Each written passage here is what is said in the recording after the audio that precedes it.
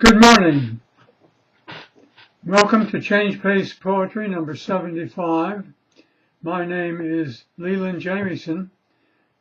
I'm going to read to you 5 poems from my new book, Sooner, A Crown of Sonnets and New Post 9/11 Poems. These are all short rhyming poems. I'll read 5 of them. The first is from the prologue. It's called Little Rhymes. Why do you write so many little rhymes? Folks ask. They're all my heart and limbic brain with feeling have placed in my palm most times. I find there's little wool left in each skein. Thus, shortness may help keep each yarn germane and taut, so what emerges will be fit to sing with just a little bit of grit. Everyone knows what grit is, I hope. That's from the prologue, and the next section is called Phosphorescent Sea. I can't get this to appear very big, so I won't worry about it. Phosphorescent Sea.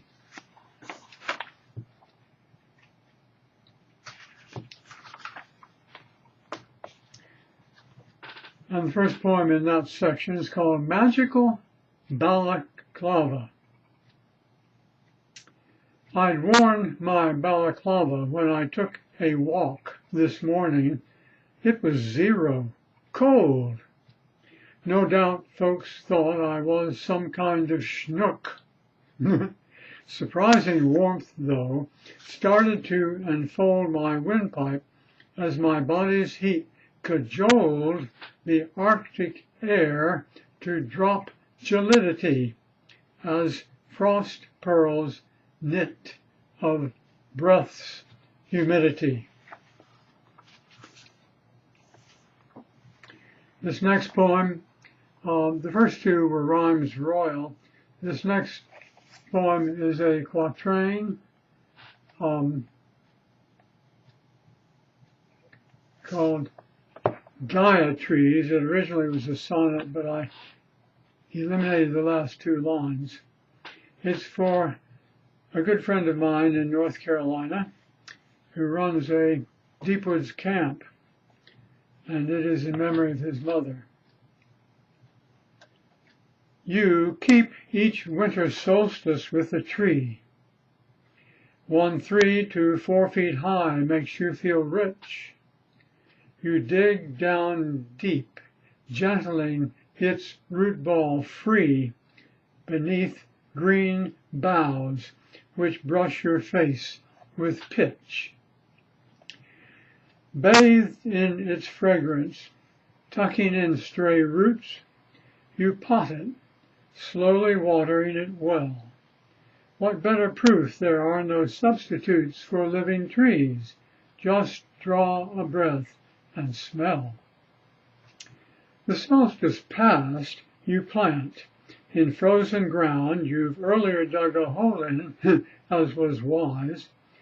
Come spring, when you find bright green growth has crowned your tree, a grin swoops up and lights your eyes.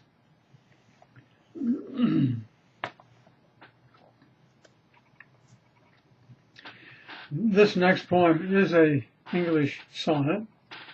It's called Fixings for an Impromptu Picnic. And the background is a cross-country motor trip from California to Massachusetts.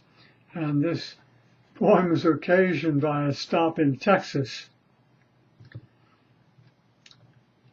Young lady, would y'all like a poke for all your things? The grocer said. Her peanut butter, bread, Spam, Coke, and mayo left behind, she fled. Back in the car with Bay State plates, she burst in tears. This great fat blob, she pointed, That's the one who hates. As did I want a poke, the slob. Her dad got out of the car.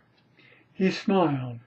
The fat man, bag in arms, said, "Sir, something I said sure scared your child. It made me feel just like a cur. She fetched my heart. I too have girls."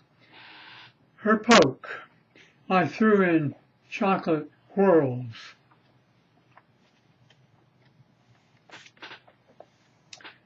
The last poem I will read here is related to food. There are a lot of poems in here, this particular volume, related to food.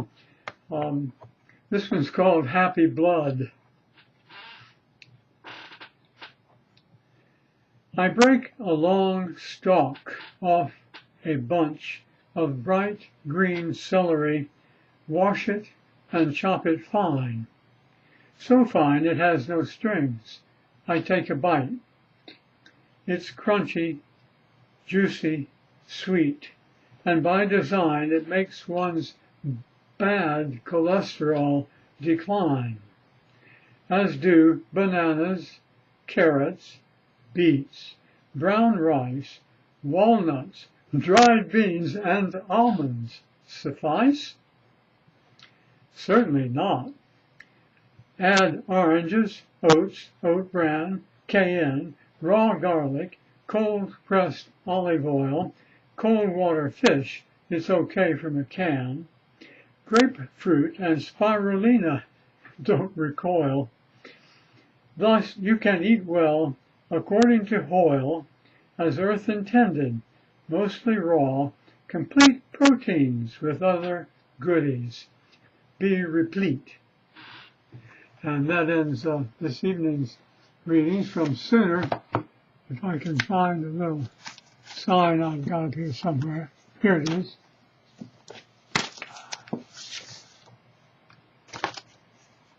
Just to give you a little visual with this pitch, I invite you to jamiesonspoetry.com. You'll find there texts as well as this video. And the reason for the texts is that everyone's speech is a little different, may I say odd, at least in my case.